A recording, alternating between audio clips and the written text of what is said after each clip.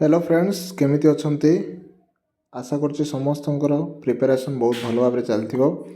आज आम यही वीडियो रे भूगोलर है संबल आ तार विकास आउ किछिटा पाठ आ परवर्ती पाठर 2014 आरंभ करिक 2025 जाए जी क्वेश्चन पड़ता सब PYQ डिस्कसन करवा ता संगे परीक्षा दर्पणर जोटा गवर्नमेंट द्वारा दि जाए क्वेश्चन गुड़िक से क्वेश्चन गुड़िक डिस्कसन करवा ता सांगे एथिमध्यरु जो क्वेश्चनटा रही जाइथिबो बहिरे आ तुम दरकारी होइथिबो मु ताको एक्स्ट्रा मो आडू कहीदेवी।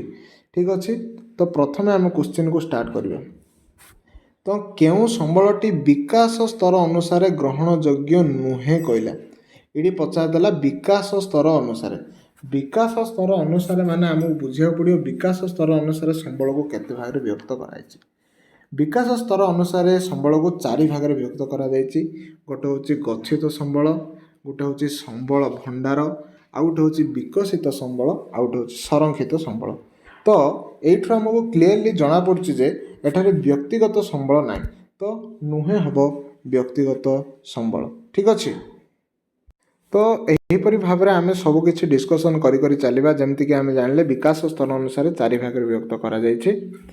ठीक अच्छे तापर पढ़िया सेकेंड क्वेश्चन प्रवाहित जल जहाँ विद्युत उत्पादन पर व्यवहार हो पारु नाही केउ श्रेणीर संबल अटे। माने जलटा बहुची है किंतु ताइरु आम किछि बेनिफिट पाउना सेटा केउ संबलर अंतर्गत विकसित संबल, संरक्षित संबल, संबल भंडार, गच्छित संबल कौटा हम।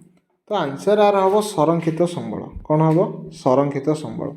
तो आम ए जाना संरक्षित संबल कौन माने जो संबल पदार्थ गुड़िकर संधान मिली मात्र व्यवहार उपयोगी हो पार नाही किंतु भविष्य उपयोगी हेबार आशा अच्छी सेगुड़िक आम कौन कह संरक्षित संबल कह जमी प्रवाहित जल जहाँ विद्युत उत्पादन पर व्यवहार हो पार नाही से लगी आंसर है संरक्षित संबल आर उत्तर।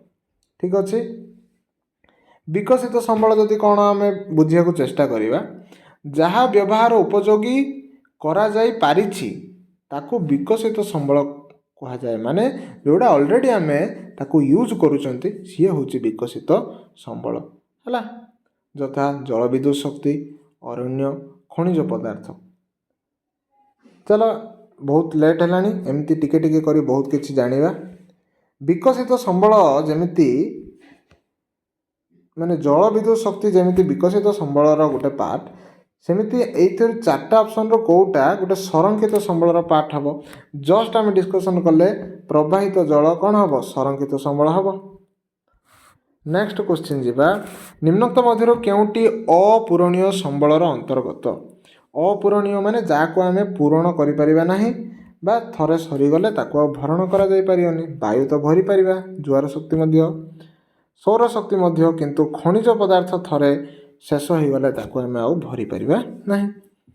केउ संबल संरक्षणर मुख्य उपाय नुहे माने संबल संरक्षण पाई ए निम्नोक्त मध्य केउटा मुख्य उपाय नाही।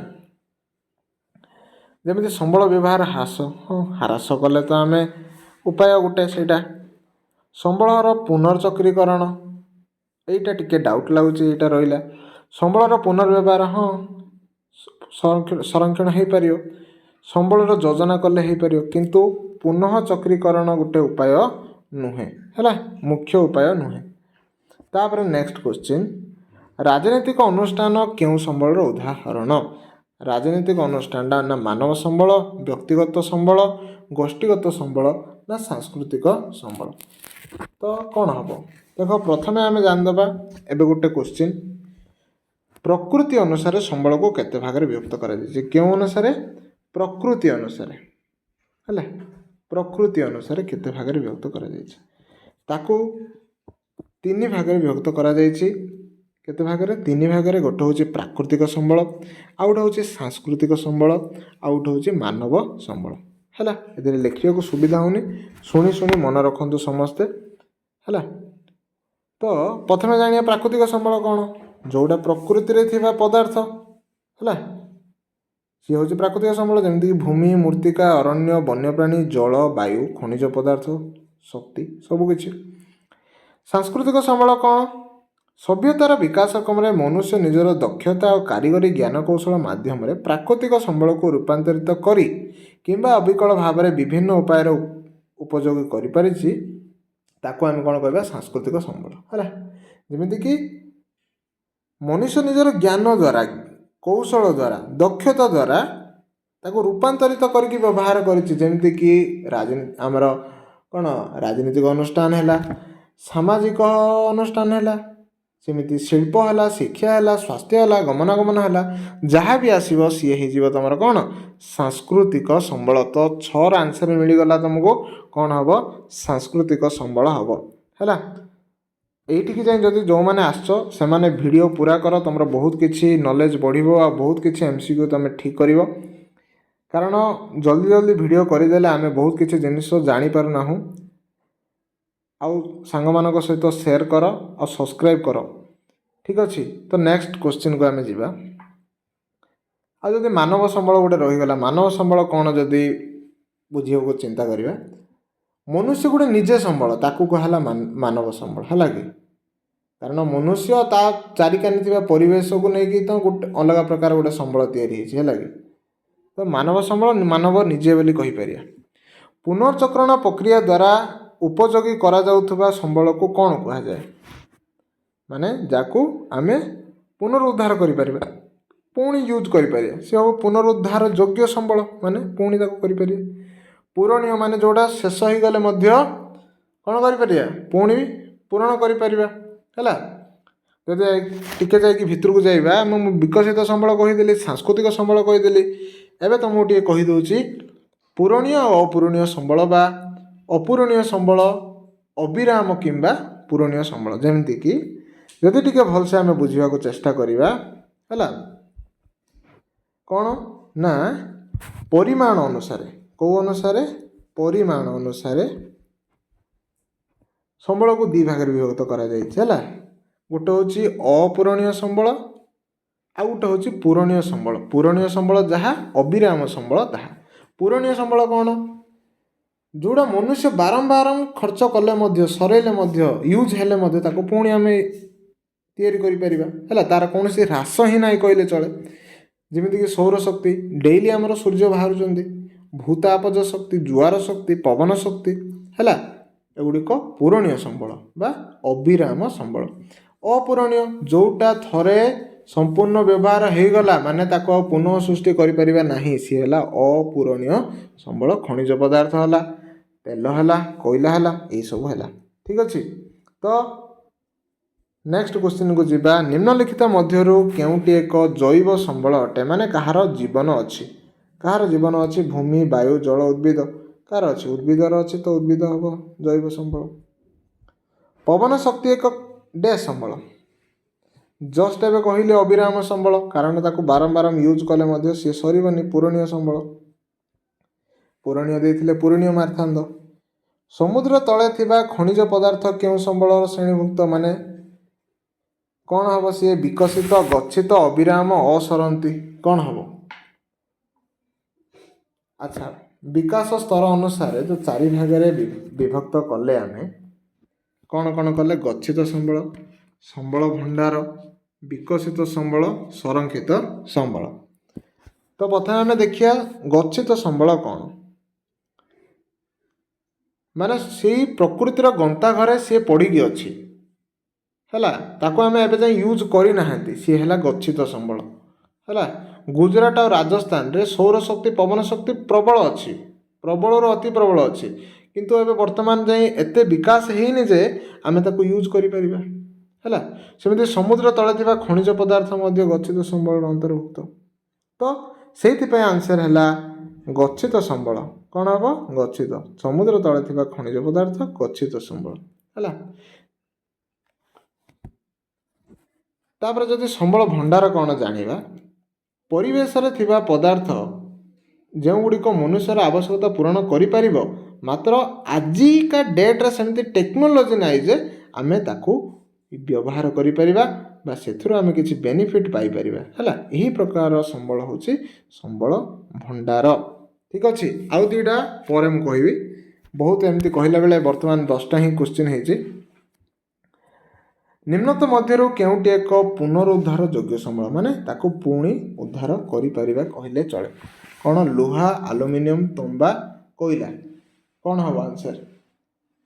11 ନମ୍ବରର ଆନ୍ସର ହେବ କୋଇଲା, ପୁନରୁଦ୍ଧାର ଯୋଗ୍ୟ ସମ୍ବଳ। ତ ପୁନରୁଦ୍ଧାର ଯୋଗ୍ୟ ସମ୍ବଳ କ'ଣ ଆମେ ଜାଣିବା ଏବେ।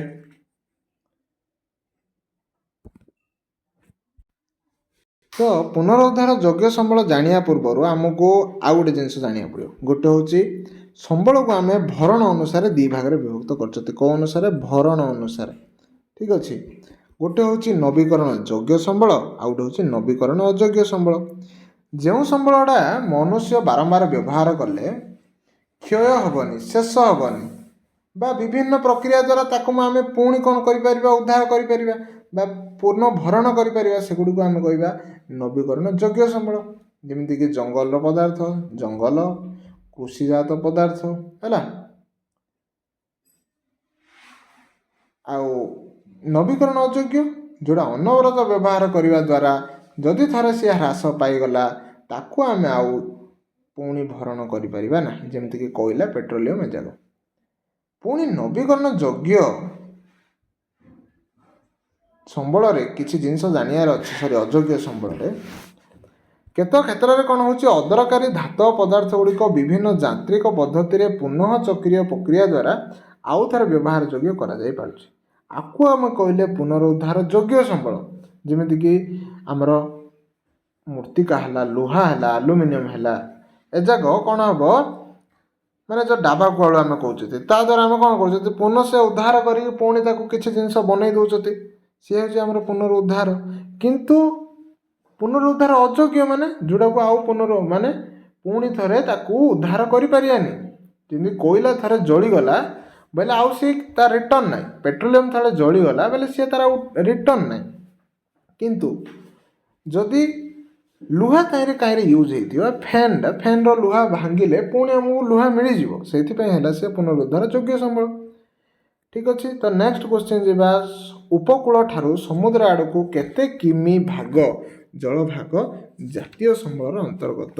ମାନେ ପଚାରିଲା ଜାତୀୟ ସମ୍ବଳରେ ଯେମିତିକି ଆମର ସମୁଦ୍ର ଅଛି, ହେଲା। ସମୁଦ୍ରର କୂଳଟା ଏଠୁ କେତେ କିଲୋମିଟର ଯାଏଁ ସରକାରର ଅଣ୍ଡରରେ ଆସୁଛି, ଯେଉଁଟାକି ଜାତୀୟ ସମ୍ବଳର ଅଣ୍ଡରରେ ଆସୁଛି ସମୁଦ୍ରର ଜଳ, ହେଲା।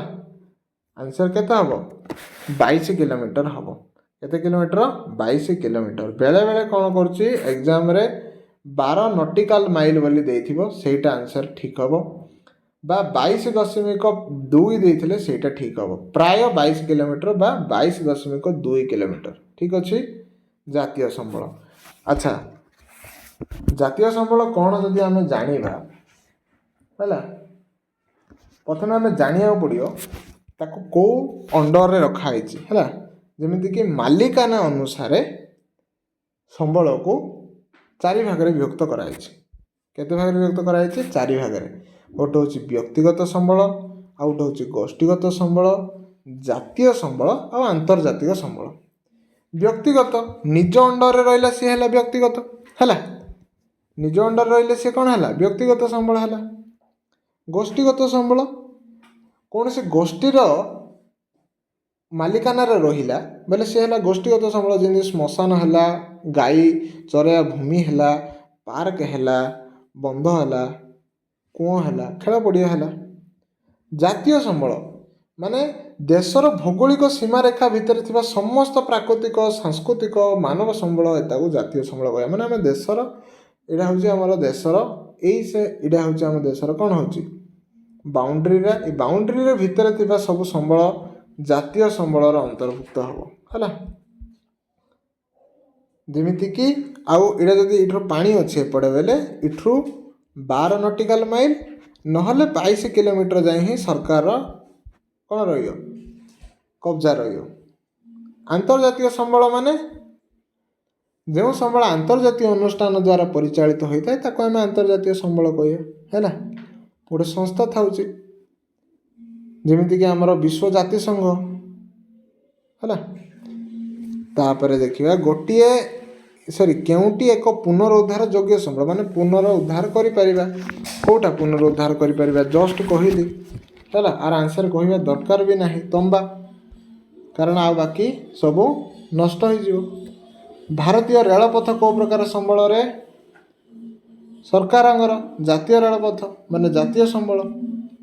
ବିତରଣ ଅନୁସାରେ କେଉଁ ସମ୍ବଳଟି ଅନ୍ୟ ତିନୋଟି ଠାରୁ ଭିନ୍ନ? ବିତରଣ ଅନୁସାରେ ମୁଁ କହିନି ମଧ୍ୟ ତୁମକୁ କହିଦେଉଛି। ବିତରଣ ଅନୁସାରେ ଦୁଇ ପ୍ରକାର ଭାଗ କରାଯାଇଛି, ବଣ୍ଟନ ବା ବିତରଣ। ସର୍ବତ୍ର ସୁଲଭ ସମ୍ବଳ ଆଉ ସ୍ଥାନୀୟ ସମ୍ବଳ।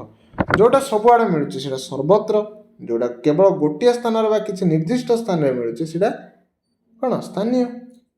ତ ଜଳଟା ସବୁଠି ମିଳୁଛି ବୋଧେ ନା ରାଜସ୍ଥାନରେ ମିଳୁନି? ଆଚ୍ଛା, ମୂର୍ତ୍ତିକାଟା ସବୁଠି ମିଳୁଛି ନା, ମୂର୍ତ୍ତିକା ମଧ୍ୟ ସବୁଠି ମିଳୁନି। ଭୂମି ମିଳୁଛି? ହଁ, ଭୂମି ତ ମିଳୁଛି ସବୁଠି, ବାୟୁ ତ ସବୁଠି ଅଛି, ଜଳ ବି ସବୁଠି ଅଛି। ଆଚ୍ଛା, ମୂର୍ତ୍ତିକା ହିଁ ହେବ ଆନ୍ସର୍ ଆର, ହେଲା।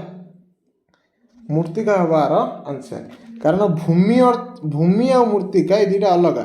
ଭୂମି ମାନେ ଆମେ ବସବାସ କରୁଥିବା ଭୂମି, ମୂର୍ତ୍ତିକା ମାନେ ଅଲଗା ଅଲଗା ପ୍ରକାର ମୂର୍ତ୍ତିକା ଅଛି, ହେଲା କି? କୃଷ୍ଣକାର୍ପାସ ମୂର୍ତ୍ତିକା, କାଙ୍କରା ମୂର୍ତ୍ତିକା, ବିଭିନ୍ନ ପ୍ରକାର ମୂର୍ତ୍ତିକା, ଲୁଣି ମୂର୍ତ୍ତିକା। ସେଥିପାଇଁ ହେଲା ଇଏ ହେବ ଆନ୍ସର୍, ହେଲା।